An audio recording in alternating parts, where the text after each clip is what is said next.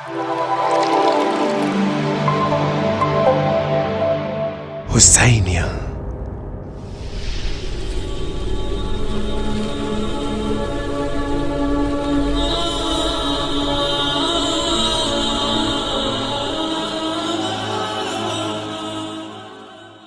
اعوذ باللہ السمیع العلیم من الشیطان الرجیم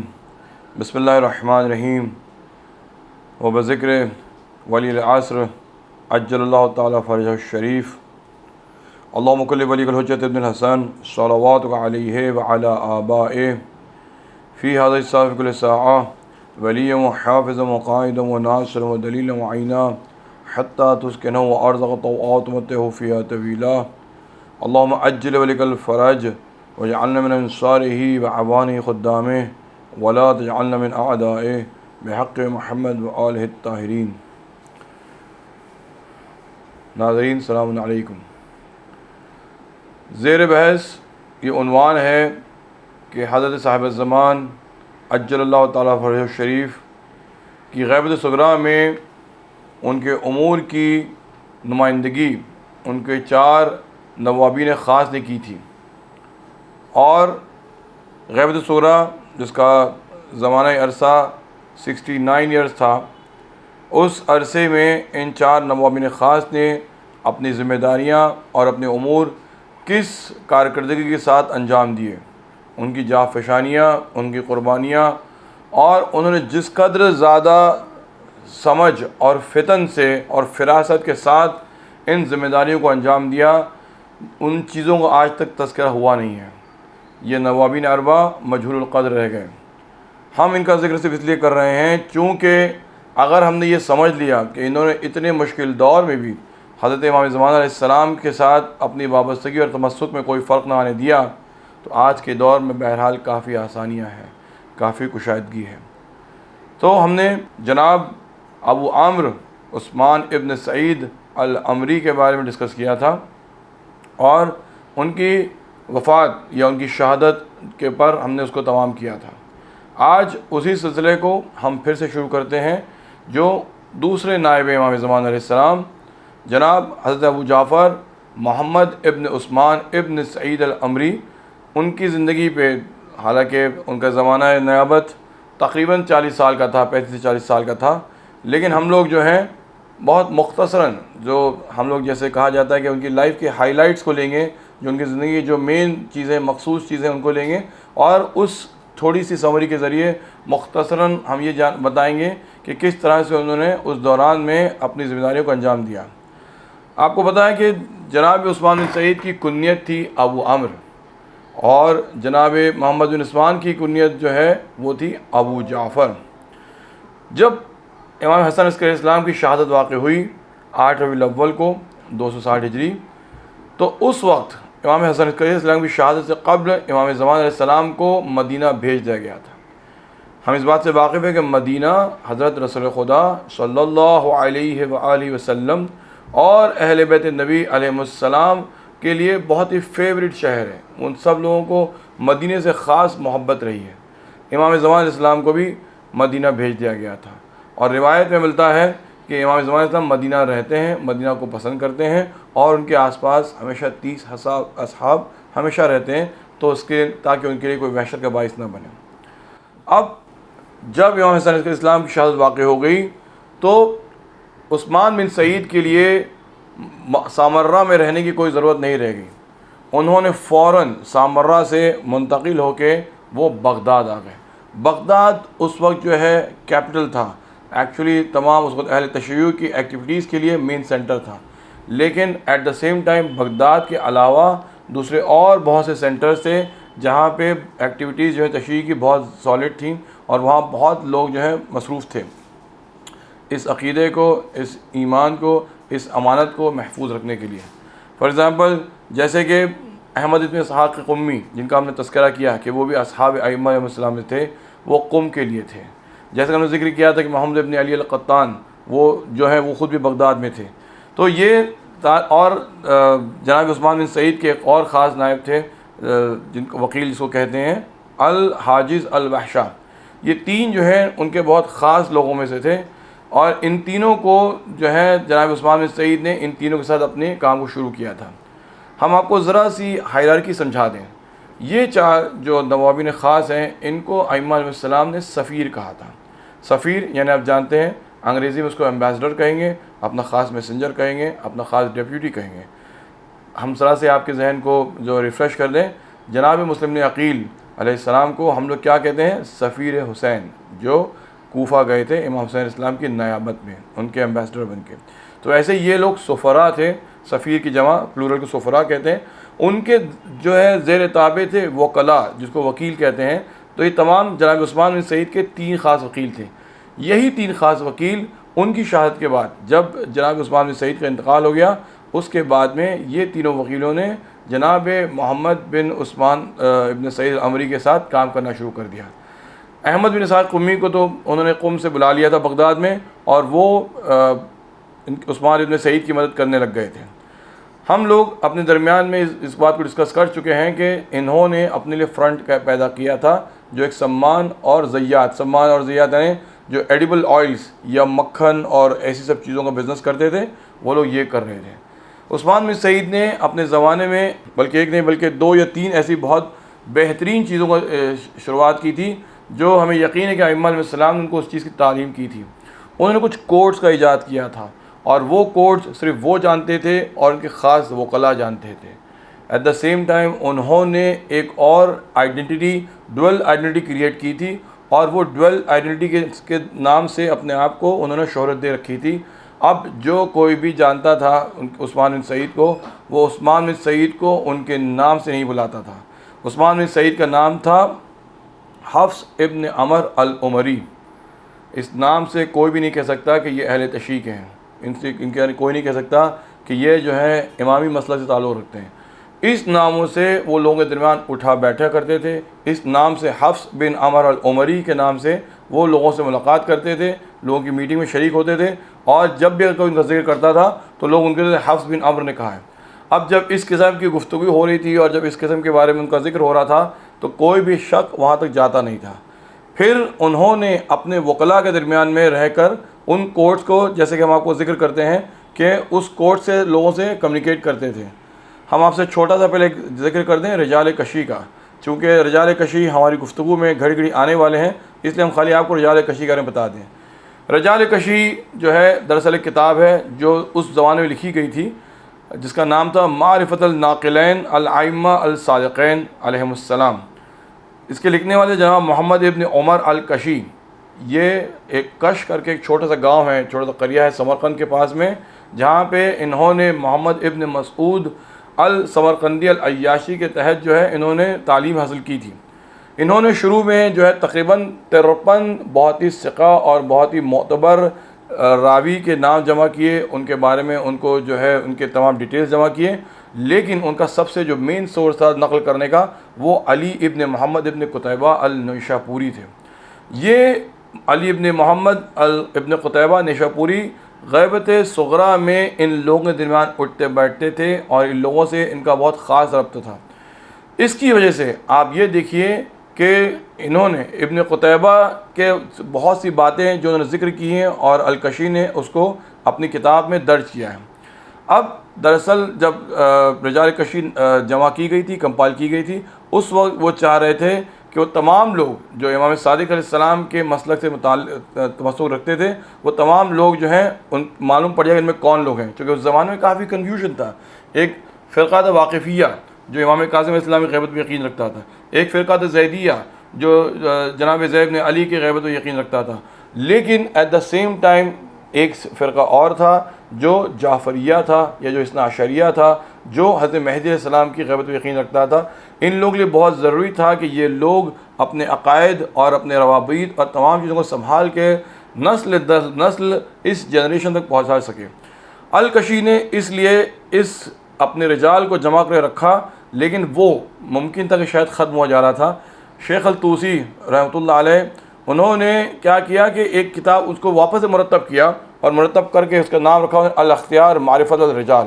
ہمارے لیے الکشی کا رجال بہت امپورٹنٹ ہے، جو کہ غیبت صغریٰ کی بہت سی باتیں ہم کو رجال کشی سے ملتی ہیں۔ اب ایک واقعہ چھوٹا سا سن لیجئے کہ جب ایک زمانہ گزرا کہ پہلے سفیر جو جناب عثمان بن سعید العمری کا انتقال کا وقت گزرا، ان کے ایک ایجنٹ تھے اہواز میں. اہواز جو آج ایران کا حصہ ہے، اس زمانے میں اکثر اہواز میں لوگ جو ہے عربی بات کیا کرتے تھے. اس وقت مہزیار خاندان کے تمام جو لوگ تھے، اکابرین تھے، وہ بہت مشہور تھے، بہت بڑے تھے. جیسے علی ابن مہزیار، آپ سب جانتے ہیں ان کے بارے میں کہ انہوں نے 20 حج کیے تھے، صرف اس خاطر چونکہ حضرت امام زمان اسلام سے ملاقات کر سکے. ان کے بھائی تھے ابراہیم ابن مہزیار. ابراہیم ابن مہزیار اپنے آپ میں بہت فقیہ تھے اور حضرت امام زمان اسلام کے وکیل تھے اہواز میں. جب ان کا آخری وقت گزرا تو ابراہیم ابن مہزیار نے چاہا کہ وہ بغداد کی طرف جائیں اور بغداد جا کر کے اپنی ساری امانت اور سارے رقوم شرعیہ وہ امام کے وکیل کے حوالے کر دیں. انہوں نے اپنے بیٹے محمد کو ساتھ لیا اور انہوں نے کہا محمد میرے ساتھ چلو بغداد میں. لیکن دوران سفر جناب ابراہیم ابن مہزیار کی طبیعت خراب ہو گئی. انہوں نے اپنی ساری امانت جناب محمد کے حوالے کی اور انہوں نے کہا کہ جا کر کے اس رقم کو یا تو امام وقت کے ہاتھ دے دینا یا ان کے کسی وکیل کے حوالے کر دینا. محمد بن ابراہیم ابن مہزیار جو ہے بغداد پہنچے اور بغداد پہنچ کے وہ انتظار کرنے لگے کہ ان سے کانٹیکٹ کرے.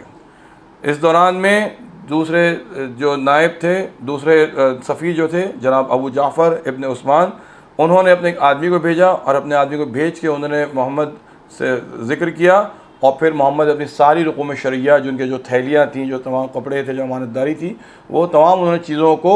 اس وکیل کے حوالے کر دیا.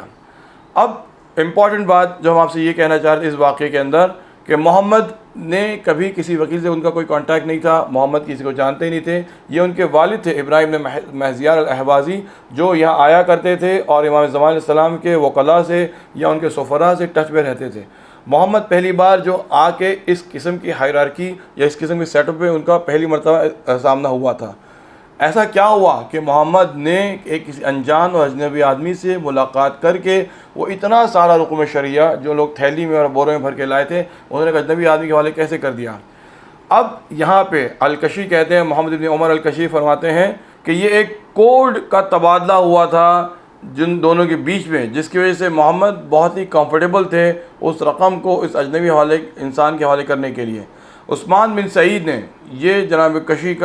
کی رائے ہے، عثمان بن سعید نے جو ہے وہ کوڈ ابراہیم ابن مہزیار کو سے دونوں ڈسکس کر چکے تھے اور یہ دونوں لوگوں نے، دونوں بزرگوار نے اپنے اپنے بیٹوں کو، یعنی جناب ابراہیم نے اپنے بیٹے محمد کو اور جناب عثمان نے اپنے بیٹے جناب محمد کو، ان دونوں محمد کو یہ کوڈ بتا دیا تھا. اور یہ کوڈ کی ادلا بدلی جب بغداد میں جب وہ اپنی رقم شرعیہ لے کے محمد پہنچے، اس کوڈ کے ایکسچینج کی وجہ سے انہوں نے ساری رقم جو ہے ایک اجنبی شخص کو دے دی. ہم جو اس میں سے کنکلوژن یہ نکال رہے تھے کہ یہ لوگ کوڈز میں کام کرتے تھے، یہ لوگ سیوڈو نیم یوز کرتے تھے، یعنی اصلی نام کا استعمال نہیں ہوتا تھا، کوڈز کا استعمال ہوتا تھا. اور ان کوڈز کی وجہ سے ہم آپ کو بتا دیں کہ کبھی کبھی ایسے واقعات بھی درپیش ہوئے کہ اگر حکومت نے چاہا کہ ایک اپنا شخص ان میں پلانٹ کر دے اور اپنے شخص کو پلانٹ کر کے ان کے درمیان جا کے معلوم کرے کہ جو ان کا چین آف نیٹ ورکس ہے، جو نیٹ ورک آف ایجنٹس ہیں، یہ ان کو بسٹ کر دے، ان کو کہیں کسی طرح سے ان سب کی اصلیت کھل جائے اور حکومت وقت ان کو اریسٹ کر لے یا ان کو گرفتار کر لے، ایسا ہوا نہیں. ایک مرتبہ بھی ایسا نہیں ہو سکا کہ یہ نیٹ ورک آف ایجنٹ جو ہے وہ کسی کے سامنے ایکسپوز ہو گیا ہو. ان لوگوں نے اتنی خوبصورتی، اتنی فراست اور اتنی عقل مندی کے ساتھ میں اس نیٹ ورک کو جاری رکھا. تو یہ ساری چیزیں جاری ہو رہی تھیں. ہم آپ کو یہ بتانا چاہتے ہیں کہ اس نیٹ ورک جو تھا، ان وکلاء کا جو نیٹ ورک تھا، تو قم میں ایک شخص تھے، اہواز میں محمد بن ابراہیم تھے. محمد بن ابراہیم کا واقعہ ہم آپ کو بتا دیں کہ یہ پورا واقعہ آپ کو اصول کافی کی جلد نمبر 1 میں مولد صاحب یعنی امام زمان اسلام کی ولادت کے چیپٹر میں آپ کو پورا واقعہ مل جائے گا. محمد بیان کرتے ہیں کہ مجھے اس دوران میں شک بھی ہو رہا تھا کہ کیوں کر امام زمان اسلام کے بعد کوئی کا نائب ہے بھی کہ نہیں، 12ویں امام علیہ السلام جو ہیں وہ واقعی ہیں کہ نہیں، غیبت میں ہیں. میں اس شک کے دوران جو گزرا تھا، امام زمان اسلام نے بعد میں خط لکھا، اس توقیع میں حضرت صاحب زمان اسلام نے مجھے نصیحت کی اور امام زمان اسلام نے کہا کہ ہم تمہاری ایمان کی اور تمہاری حفاظت کر رہے ہیں. ایک جنرل مفہوم بیان کر رہے ہیں آپ سے. تو کیسے امام علیہ السلام نے اس زمانے کے اکثر شیعوں کے ایمان کی حفاظت بھی کی اور کیسے ان کے شکوک کو بھی دور کیا. تو وہ اہواز میں تھے. ناؤ آذربائیجان میں جو ہے امام زمان اسلام کے ایجنٹ، ان کا نام قاسم بن علا تھا. قاسم بن علا جو ہیں وہ تیسرے نائب تک امام سے ٹچ میں تھے اور امام کے سفراء سے بھی کانٹیکٹ میں تھے۔ یمن کے اندر امام علیہ السلام کے جو ہے خاص ایجنٹ تھے جن کو امام ہادی علیہ السلام نے 248 ہجری سے اپنے ٹچ میں رکھا تھا، اور یہ وہی تھے کہ جو امام کے دوسرے اور تیسرے نائب سے بھی ٹچ میں رہتے تھے۔ یعنی آپ سوچئے کہ یہ نیٹ ورک، یہ جو لوگوں کا جو ایک پورا چین تھا ایجنٹس کا، اس کو امام علیہ السلام نے اپنے زمانے سے امام ہادی علیہ السلام، امام عسکری علیہ السلام سے لے کر کے اس نیٹ ورک کو برقرار رکھا تھا، چونکہ وہ لوگ جانتے تھے کہ آنے والے وقت میں ان سلسلوں کی اس نیٹ ورک کی ہم کو ضرورت پڑے گی اور دشمن جو ہے اس نیٹ ورک کو بریک نہ کر سکے۔ تو بھروسے مند لوگ، قابل اعتبار لوگ، یہ سارے لوگ جو ہیں وہ اس کا حصہ بن چکے تھے، اس نیٹ ورک کا حصہ بن چکے تھے۔ اب ایک چیز اور بتائیں آپ کو، جب جناب عثمان بن سعید کا انتقال ہوا، جس کے بارے میں ہم نے جیسا کہ ذکر کیا تھا اس سے پہلے کہ 267 ہجری میں 267 ہجری کے آس پاس میں ان کے انتقال کی خبر ملتی ہے، ان کو مغربی بغداد کے مسجد درب میں ان کو دفن کیا گیا۔ اب اہل تشیع کے یہاں ایک بہت خاص بات ہے، وہ لوگ ہر امام کے جانشین کو سمجھنے اور دیکھنے کے لیے یہ دیکھتے تھے کہ اس امام کا غسل جو ہے کس نے کیا۔ جیسے کہ آپ سب جانتے ہیں کہ امام رضا علیہ السلام، ان کے غسل و کفن کے لیے امام جواد علیہ السلام آئے تھے، مدینہ سے جو ہیں وہ طوس پہنچے تھے، اور وہاں پہ آ کے انہوں نے امام رضا علیہ السلام کے تمام جو ذمہ داریاں تھیں غسل کی، کفن کی، دفن کی، سب انہوں نے انجام دی تھی۔ اسی طرح سے ہر امام کے زمانے میں ان کا جانشین اور ان کا وارث جو ہے ان ذمہ داریوں کو انجام دیتا ہے۔ شیعوں کے یہاں یہ ایک بہت اہم بات سمجھی جاتی ہے کہ جو بھی ان ذمہ داریوں کو نبھائے گا، جو بھی ان ذمہ داریوں کو پورا کرے گا، وہ جانشین پائے گا، وہ اگلا امام ہوگا ہمارے لیے۔ انہوں نے دیکھا کہ عثمان بن سعید کے لیے کون شخص ہے جو آ کے یہ ان کے لیے غسل و کفن انجام دینے والا ہے، اور انہوں نے دیکھا کہ حضرت ابو جعفر یعنی محمد بن عثمان موجود تھے۔ انہوں نے اپنے والد کا جنازہ اور کفن اور تدفین کی تمام ذمہ داریاں انہوں نے نبھائیں۔ اس کے کچھ عرصے کے بعد ایک توقیع بھی آ گئی، اور امام علیہ السلام کے جو خاص لوگ جو ان سے ٹچ میں تھے، ان لوگوں کو یہ اطمینان دلا دیا گیا کہ عثمان بن سعید کے بعد محمد بن عثمان جو ہیں وہ دوسرے نائب ہوں گے۔ اب ہم آپ کو ایک بات یہ بتائیں کہ جہاں عثمان بن سعید کا زمانہ، حالانکہ اس زمانے میں پرآشوب زمانہ تھا، دشمن ان کی طاق میں تھا، لوگ ان پہ نظر رکھے ہوئے تھے، اور وہ ہر قسم کی کوشش کر رہے تھے اپنے آپ کو اور اپنے امام زمان اسلام کو محفوظ رکھنے کی۔ ان کی سب سے پہلی پرائرٹی یہ تھی کہ حکومت وقت ان کو گرفتار نہ کر سکے، اور حکومت وقت جو ہے ان سے دوسرے شیعوں کے نام نہ نکال لیں۔ تو سب سے پہلے ان کی کوشش یہی تھی کہ وہ اپنے آپ کو حکومت سے دور رکھے اور ایسا کوئی کام نہ کرنے پائیں جو حکومت کی نگاہ میں آئیں۔ دوسرے نائب کے زمانے میں کافی پریشانیاں تھیں۔ جناب ابو جعفر محمد بن عثمان کے ساتھ بڑا مسئلہ یہ تھا کہ ان کی نیابت کی بہت تیز اور بہت شدید مخالفت ان لوگوں سے ہوئی جو اپنے زمانے میں بہت پرومیننٹ یا اپنے زمانے میں بارسوخ لوگ سمجھے جاتے تھے، جیسے کہ محمد ابن نصیر۔ محمد ابن نصیر ویسے تو شیعوں میں نہیں تھا، وہ غالی تھا، اور ائمہ علیہ السلام کے بارے میں وہ بہت سے غلط سے عقیدے رکھتا تھا، لیکن چونکہ اس زمانے میں جو بھی شخص جو ہے اگر وہ بنی عباس کا پیروکار نہ ہوا یا اس کا عقیدہ اہل تسنن سے الگ ہوا تو اس کو وہ لوگ شیعوں میں مکس کر دیتے تھے، اور لوگ اس کے بارے میں ہمدردی رکھتے تھے۔ یہ غلات ہونے کے بعد میں ائمہ علیہ السلام نے اس کو ایکسپوز کر رکھا تھا، لیکن محمد بن نصیر نے بہت زیادہ شدید مخالفت کی جناب محمد بن عثمان کی، اور ان کو کافی اپنا وقت جو ہے اس کی مخالفت میں گزارنا پڑا، اور لوگوں کو اس کو بے نقاب کرنے کے لیے گزارنا پڑا۔ دوسرا شخص جس نے بہت مخالفت کی تھی جناب محمد بن عثمان کی، وہ تھا احمد ابن ہلال ابرتائی۔ یہ دراصل لوگ اس کو بہت اچھا شیعہ سمجھتے تھے، اور بہت سے لوگ تو اس کو بہت زبردست عارف بھی سمجھتے تھے۔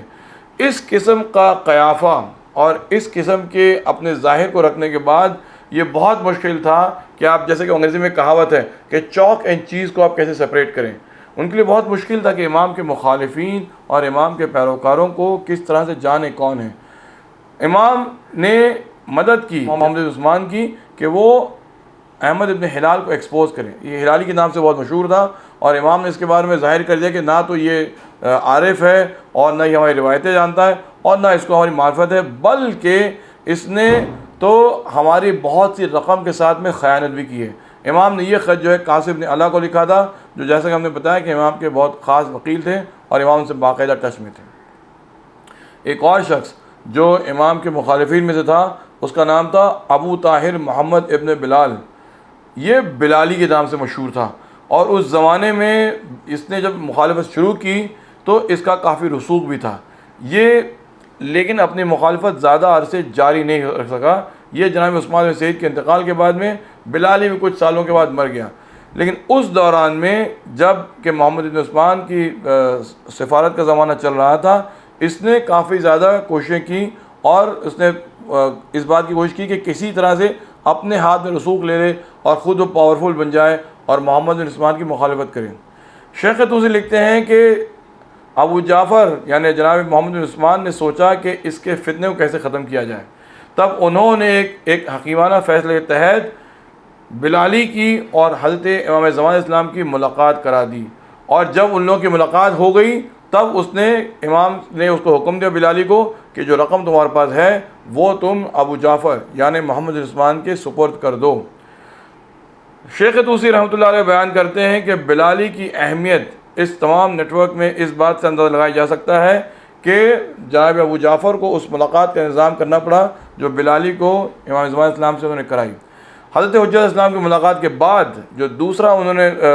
محمد عثمان نے کام کیا کہ ایک دن ان کے گھر گئے، جس وقت بلالی کے گھر میں اس کے بہت معتبر لوگ یعنی کہ ابن حرز اور ابو طیب جو موجود تھے، تب انہوں نے جا کے اسے کہا، بلالی سے کہا کہ اے ابو طاہر، میں تم کو اللہ کے واسطے سے سوال کرتا ہوں اور حضرت امام زمان علیہ السلام کے بارے میں سوال کرتا ہوں، کیا انہوں نے تم کو یہ حکم نہیں دیا تھا کہ تم ساری رقم میرے حوالے کر دو؟ یہ کیا کر رہے تھے جناب محمد عثمان؟ یہ ابن حرز اور ابو طیب کو سنا رہے تھے جو بلالی کے خاص لوگ تھے کہ تم کو امام زمان اسلام نے حکم دیا تھا کہ وہ رقم مجھ تک لوٹا دو۔ بلالی کے پاس کوئی جواب نہیں تھا، وہ کارنر ہو چکا تھا۔ اس نے کہا جی ہاں، مجھ کو امام زمان علیہ السلام نے حکم دیا تھا، اور یہ کہہ کے اس نے رقم لوٹا دی۔ جناب ابو جعفر محمد عثمان جو ہے اس وقت وہ وہاں سے نکل کے آ گئے۔ یعنی اس طرح سے بلالی کا فتنہ ختم ہوا، کچھ سالوں کے بعد میں اس کا انتقال ہو گیا، اور جو تین مین گروہ یا تین جو مین لوگ تھے جو لوگ جناب محمد عثمان کی مخالفت کر رہے تھے، ان کی مخالفت کو انہوں نے اس طرح سے ہینڈل کر لیا۔ شیخ صدوق رحمۃ اللہ علیہ جو ہے فرماتے ہیں کہ ابو عبداللہ جعفر ابن حمیری جنہوں نے اپنے خط میں امام عسکری علیہ السلام کے بیٹے کے بارے میں سوال کیا تھا، اور انہوں نے ایک دوسرے وقت پہ ایک روایت کی ہے کہ حضرت امام زمان علیہ السلام جو ہے وہ ہر سال حج کرتے ہیں اور لوگوں کو دیکھتے ہیں، اور لوگ بھی انہیں دیکھتے ہیں لیکن وہ ان کو پہچان نہیں پاتے۔ اور انہوں نے پھر اس کے بعد اضافہ کیا کہ میں نے، یعنی حمیری کہتے ہیں کہ میں نے حضرت امام زمان اسلام کو دیکھا، خانہ کعبہ کے غلاف پکڑے ہوئے تھے اور کہہ رہے تھے اللہم انجزنی وعدک، اے اللہ اپنے وعدے کو پورا کر، جو وعدہ تو نے مجھ سے کیا ہے اس وعدے کو پورا کر۔ آپ کو بتا دیں کہ شیخ صدوق رحمۃ اللہ علیہ غیبت صغریٰ کے فوراً بعد کے راویان میں سے ہیں، اور شیخ صدوق نے جو ہے امام زمان اسلام سے متعلق کئی کتابیں لکھی ہیں اور بہت بیشبہا انہوں نے خدمات انجام دی ہیں۔ شیخ صدوق نے بہت سی روایتیں، اکثر روایتیں اپنے والد جو ہیں علی ابن بابویہ سے نقل کی ہیں، اور علی ابن بابویہ جو ہیں انہوں نے دوسرے اور تیسرے نائب کا زمانہ دیکھا ہے، دوسرے تیسرے نائب کے زمانے کے وکلاء سے ملاقات کی ہے، اور ان کے اس انٹریکشن کے بدولت جو انہوں نے روایتیں اور جو کچھ انہوں نے حاصل کیا تھا وہ انہوں نے اپنے بیٹے سے نقل کیا، اس لیے ان کی اکثر روایتوں میں ان کے والد کا ذکر آیا ہے، اور اسی لیے ہمارے شیخ صدوق کے کتابوں میں بیان کی ہوئی روایتیں بہت امپورٹنٹ ہیں۔ اب ہم آپ کو بتا دیں کہ دوسرے نائب یعنی محمد عثمان کے زمانے میں انہوں نے کافی حد تک ان چیزوں کو مخفی اور پوشیدہ رکھا، لیکن کہتے ہیں کہ 278 یا 289 یعنی امام زمان اسلام کی غیبت میں جانے کے تقریباً 20 سال کے بعد جب معتدد کا زمانہ حکومت آیا، اس زمانے میں معتدد کو یہ بات پتہ چل گئی کہ امام زمان علیہ السلام کے دوسرے نائب جو ہیں وہ یا ان کے شیعہ جو ہیں وہ اب بھی ان کی امامت کا عقیدہ رکھتے ہیں، اور حضرت امام زمان اسلام ان کے ساتھ کمیونیکیٹ کرتے ہیں اور رابطے میں ہیں۔ اس وجہ سے ابو جعفر جو ہیں انہوں نے اپنے آپ کو چھپا رکھا تھا۔ آپ کو اور بھی بات بتا دیں کہ جیسے کہ ہم نے ذکر کیا تھا کہ عثمان بن سعید جو ہیں انہوں نے اپنے لیے ایک سیڈو نیم رکھا تھا، اس میں محمد بن عثمان کا بھی نام تھا، ان کا نام تھا محمد ابن حفص العمری، یعنی محمد تو بڑا کامن سا نام ہے، اور اس زمانے میں بہت سے لوگوں کے نام محمد ہوتے تھے۔ تو اب ان کے والد جو اپنے آپ کو انہوں نے حفص کے نام سے مشہور کر رکھا تھا، انہوں نے اپنا نام محمد بن حفص کر رکھا تھا، اور یہ بھی مکھن بیچنے کا یا ایڈیبل آئلس بیچنے کا بزنس کر رہے تھے، تو یہ بھی سمان تھے۔ ان تک پہنچنا یا ان تک آنا آسان بات نہیں تھی، لیکن جب یہ بات طے ہو گئی اور جب لوگوں کو بات یہ پتہ چل گئی کہ معتضد کو پتہ چل گیا ہے کہ کچھ وکلاء اور کچھ لوگ امام زمان علیہ السلام کی خدمت انجام دینے لگے ہیں، تب اس نے اپنے لوگوں کو ان کے پاس بھیجا۔ اس نے چاہا کہ کسی طرح سے یہ نیٹ ورک کے درمیان داخل ہو جائیں، اور یہ امام کے جو لوگ ہیں ان میں سے کسی ایک تک بھی پہنچ جائے تو اس کے لیے بہت آسان ہوگا کہ وہ امام تک پہنچ جائیں، امام کے کو حراست میں لے سکیں یا امام علیہ السلام کو قتل کر سکیں۔ تو اس نے جیسے کہ ہم نے کہا آپ سے پہلے کہ پہلے سفیر کے ٹائم پہ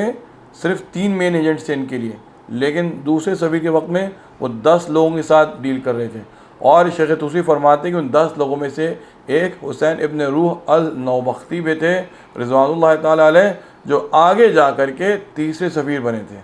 اب شیخ توسی نے اور لوگوں کے نام جو ہے نہیں ڈسکلوز کیے، اور لوگوں کے بارے میں نہیں بتایا، لیکن انہوں نے یہ کہا کہ جب القطان جو ہم نے بتایا کہ کپڑے کا بزنس کرتے تھے اور کپڑے کے بہت سے بڑے بڑے بنڈلوں کے اندر جو ہے وہ رقم شریعہ اور دیگر چیزیں امام تک پہنچایا کرتے تھے، تو القطان کے ذریعے ان کو معلوم پڑ گیا کہ القطان نے سب سے پہلے سنا کہ معتضد کے لوگ جو ہیں وہ ہم پہ جاسوسی کر رہے ہیں اور ہم پہ نظر رکھ رہے ہیں، اور ہم سرویلنس جو ہے ہم پہ زیادہ بڑھ گیا ہے۔ تو اور یہ بھی کہا جاتا ہے، شیخ صدوق رحمۃ اللہ علیہ فرماتے ہیں کہ الکشی نے کہا کہ جہاں تک بھروسے کا سوال ہے، القطان سے زیادہ کوئی اس وقت بھروسے کے لائق نہیں تھا، چونکہ ابو جعفر کے بعد یعنی دوسرے سفیر کے بعد اس روئے زمین پہ القطان سے زیادہ حضرت امام زمان علیہ السلام سے کوئی قریب نہیں تھا۔ لیکن اس کے بعد بھی القطان نے اپنے آپ کو بہت مخفی اور بہت پوشیدہ رکھا تھا، اور انہوں نے دوسرے نائب کی لیڈرشپ کو اور ان کی جو ہے قیادت کو قبول کیا تھا۔ یہ جب ساری چیزیں ہو رہی تھیں اور جب معتضد نے چاہا کہ وہ کسی طرح سے جو ہے ان تک لوگ پہنچ جائیں، تو ایک خاص بہت ہی پرائیویٹ سا میسیج جو ہے وہ لوگ درمیان سرکولیٹ ہو گیا کہ اب نہ کوئی خمس کی رقم دے گا اور نہ کوئی خمس کی رقم جمع کرے گا۔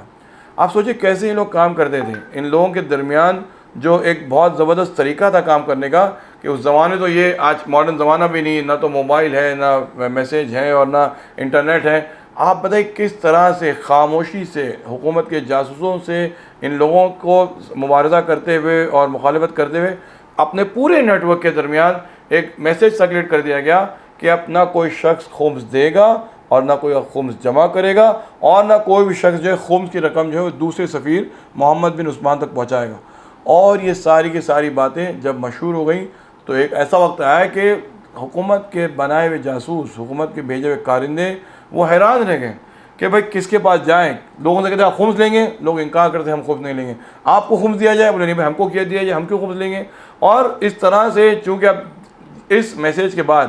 جب خمس لینا ہی نہیں ہے اور کوئی بھی شخص خمس کی رقم لا کے پیش کر رہا ہے، اور جب یہ لوگ انکار کر دے رہے ہیں، تو یہ جاننے کے لیے کوئی ذریعہ سامنے رہ نہیں گیا تھا کہ اب امام سے کون ٹچ میں ہے، امام سے کون رابطہ رکھ رہا ہے، اور کون سا شخص ایسا ہے جو امام علیہ السلام تک ان چیزوں کو پہنچا سکتا ہے اور وہاں تک ان کی رسائی کر سکتا ہے۔ یعنی ایک چھوٹا سا واقعہ کو بتا دیں کہ اس قدر زیادہ سیکریسی اور اس قدر زیادہ خاموشی کا وقت چل رہا تھا کہ اکثر جو ہے محمد بن عثمان اگر کو کسی کو کوئی خط پڑھ کے بھی دینا ہوتا تھا تو انہوں نے کیا کرتے تھے کہ وہ خط لیتے تھے اور اس خط کو لے کر کے ان کے ساتھ وہ ایک کھنڈر کی طرف جاتے تھے، اس کھنڈر میں جا کے حضرت امام زمان علیہ السلام کا خط پڑھ کے سناتے تھے، امام زمان علیہ السلام کی اس پہ مہر لگی ہوتی، اور حضرت حجت علیہ السلام کے خط کو پڑھ کے ان کو سنا دینے کے بعد، دکھا دینے کے بعد اس خط کو وہ ٹکڑے ٹکڑے کر کے اسی وقت جو ہے وہ ختم کر دیتے تھے، تاکہ حکومت کے ہاتھ وہ دستاویز نہ لگے، اور کوئی بھی باہر کا شخص، چونکہ وہ ایک کھنڈر ہے کہ ویرانہ ہے، شہر سے باہر ہے، تو کسی بھی شخص کو یہ نہ پتہ چل سکے کہ کیا بات چیت ہوئی ہے، کیا میسیج کنوے کیا گیا ہے اور کیا ہوا۔ اور اس کے بعد اس خط کو انہوں نے ڈسٹروائے بھی کر دیا۔ آپ کو بتا دیں کہ اس 35-40 سال کے طویل عرصے میں جناب محمد عثمان کو حضرت امام زمان علیہ السلام سے بہت سی توقیات، بہت سے خطوط، بہت سے سوال اور جواب موصول ہوئے، لیکن ان کو حفاظت سے رکھا نہ جا سکا، چونکہ اس بات کا خوف تھا کہ حکومت کو یہ بات پتہ چل جائے گی کہ یہ محمد بن عثمان جو ہیں وہ امام زمان اسلام اور عام شیعوں کے درمیان ایک ربط ہیں۔ سیکریسی کے لیے بہت امپورٹنٹ تھا کہ وہ اس چیز کو ڈسٹروائے کر دیں اور اس چیز کو سنبھال کے نہ رکھیں۔ ہم لوگ آج اس چیزوں کی وجہ سے، اس خوف کی وجہ سے، ہراس کی وجہ سے حضرت مہدی علیہ السلام کی اس بہترین توقیات، ان بہترین کمیونیکیشن سے ہم لوگ محروم ہیں کہ ہمارے ہاتھ وہ چیزیں نہیں لڑ سکیں۔ تو ہمارے سے یہ کہنے کا ہے کہ اس عباسی حکومت نے جو اس قدر زیادہ جور اور اس قدر زیادہ ظلم کا وقت رکھا تھا، ہمارے سفراء نے امام زمان علیہ السلام کی نیابت میں، ان کی نمائندگی میں اپنی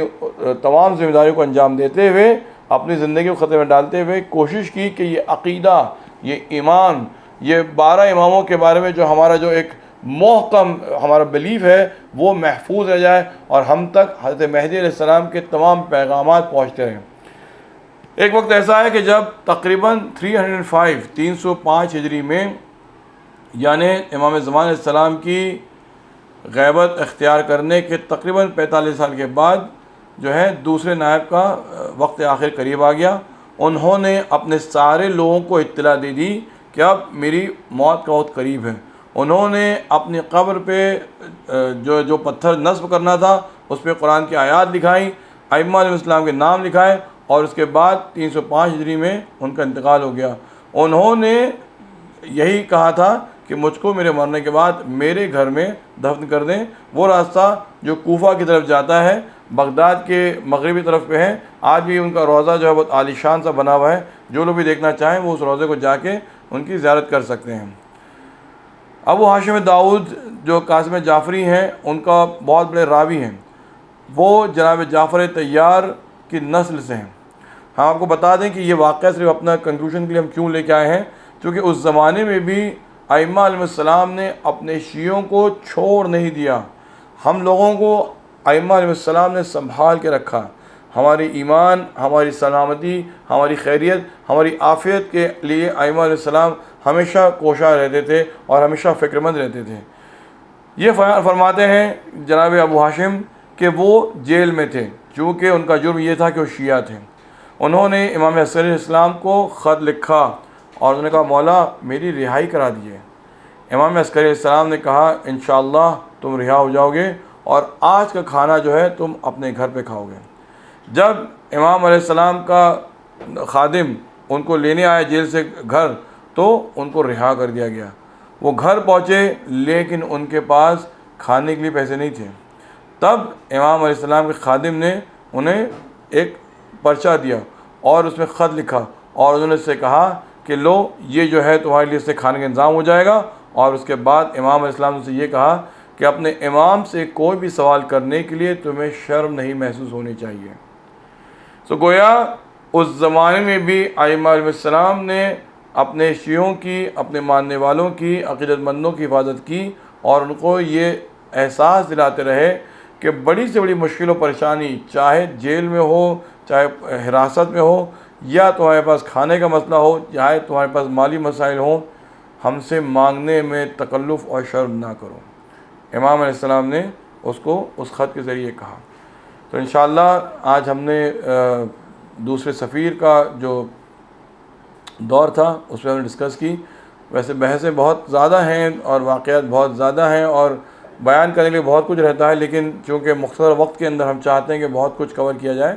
سو وہ انشاءاللہ ہم نے کوشش کی کہ صرف ان کے ایک سمرائزڈ ورژن کو آپ کے سامنے پیش کر دیا جائے۔ انشاءاللہ آئندہ اگلی مرتبہ ہم لوگ امام علیہ السلام کے تیسرے سفیر حضرت حسین بن روح النوبختی کے بارے میں ذکر کریں گے۔ سو یہ واقعات جناب محمد ابن عثمان بن سعید العمری کی زندگی کے واقعات تھے،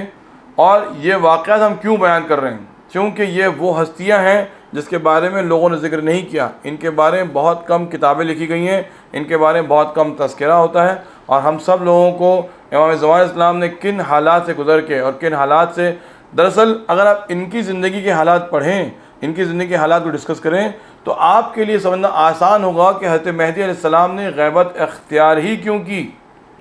یعنی ہمارے لیے مصلحت اور حکمت غیبت اس وقت تک سمجھ میں نہ آئے گی جب تک ہم یہ نہ سمجھیں کہ آپ سوچیں کہ حکومت نے ان لوگوں کو جو صرف حضرت مہدی علیہ السلام سے متمسک ہیں، ان کے وکیل ہیں، ان کی نمائندگی کر رہے ہیں یا ان پہ عقیدہ رکھتے ہیں، ان کی جانیں خطرے میں تھیں۔ آپ بتائیے پھر امام زمان اسلام کی جان کس قدر زیادہ خطرے میں ہوگی، جس کا ہم نے ذکر کیا معتدد کو جب پتہ چلا کہ امام زمان علیہ السلام جو ہیں وہ اپنے لوگوں سے ٹچ میں ہیں، ان کے خطوط لکھ رہے ہیں، ان سے باقاعدہ کمیونیکیشن کر رہے ہیں، اس نے 3 لوگوں کو ایک گھر کا پتہ دے کر کے وہاں بھیجا تاکہ وہ امام علیہ السلام کو قتل کر دیں، اور اس نے یہ بھی نہیں بتایا ان تینوں کو کون ہے، صرف ایک بادشاہ وقت نے ایک حکم دیا اور یہ 3 لوگوں نے جا کر کے امام زمان اسلام کو قتل کرنے کی کوشش کی، لیکن امام علیہ السلام وہاں موجود نہیں تھے۔ یعنی اس قدر زیادہ اس حکومت نے جال بچھا رکھا تھا کہ کسی بھی طرح سے ان لوگوں کو جو حضرت مہدی علیہ السلام سے ٹچ میں ہیں اور ان کا مشن جو ہے آگے بڑھا رہے ہیں، ان کو کسی زد و کوب کیا جائے، ان کو ختم کیا جائے۔